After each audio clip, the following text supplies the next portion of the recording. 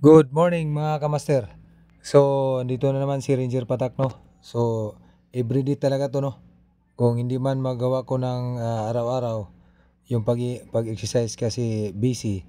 Pero ngayon, ito yung ginagawa ko everyday para kahit matanda na tayo, malakas pa rin. So, kung nakikita nyo, naglilinis yung tropa ko.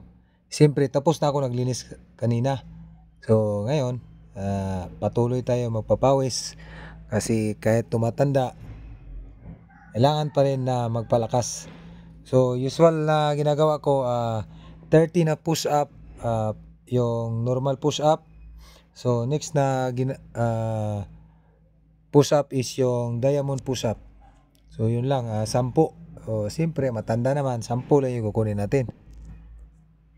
So, yung lahat ng mga applicant, no, na gusto pumasok sa pagiging sundalo. So, kailangan nyo talagang magpalakas. So, kung gusto nyo talagang pumasok, kasi mahirap yung papasukan nyo kung hindi kayo prepare. So, 10 lang yung kinuha ko dyan.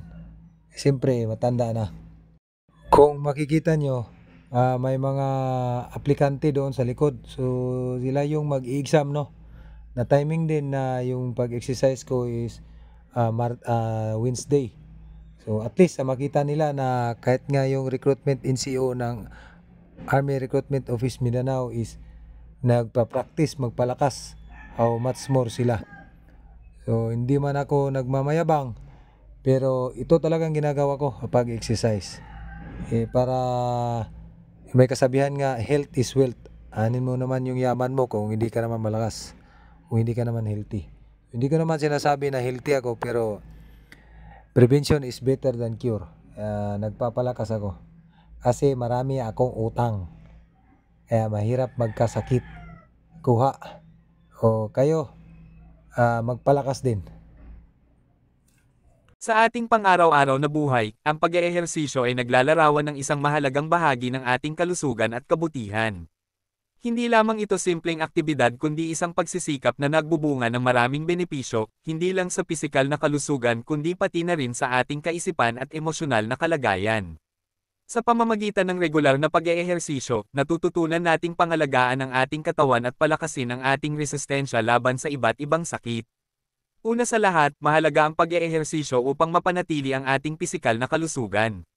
Sa pamamagitan ng regular na aktibidad tulad ng jogging, paglalakad, paglangoy, o pag-akyat ng hagdanan, napapanatili natin ang kondisyon ng ating puso, baga, at iba pang mga organo. Ito rin ay nakakatulong sa pagkontrol ng timbang, pagpapababa ng cholesterol at blood pressure, at pagpapalakas ng ating immune system. Ang pisikal na aktibidad ay nagbibigay din ng disiplina sa ating sarili upang panatilihing aktibo at malusog. Pangalawa, hindi maikikaila ang epekto ng pag-eehersisyo sa ating kaisipan at emosyonal na kalagayan. Ayon sa mga pag-aaral, ang regular na pag-e-exercise ay may malaking tulong sa paglaban sa stress at depresyon. Ito ay dahil sa proseso ng pag-eehersisyo, nagiging mas aktibo ang ating utak sa pag-produce ng mga kemikal tulad ng endorphins na nagpapalakas ng ating mood at nagbibigay sa atin ng pakiramdam ng kasiyahan at kapanatagan.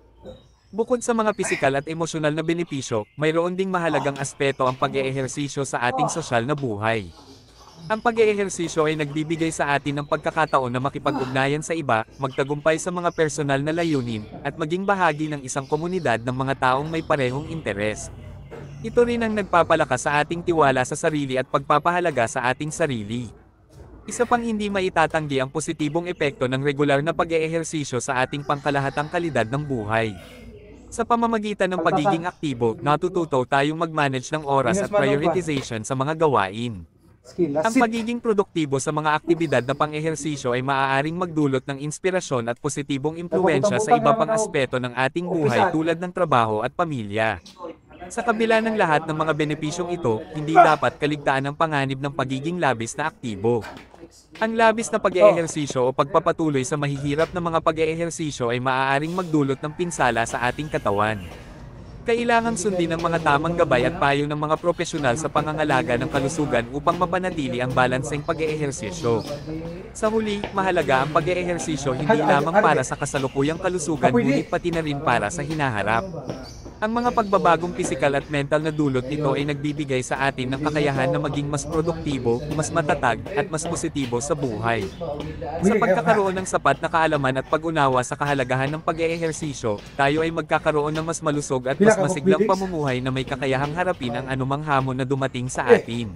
Yung ganito yung ato nga withdraw pero dito sa side. Ay, receive lang. Tutangan. Pwede.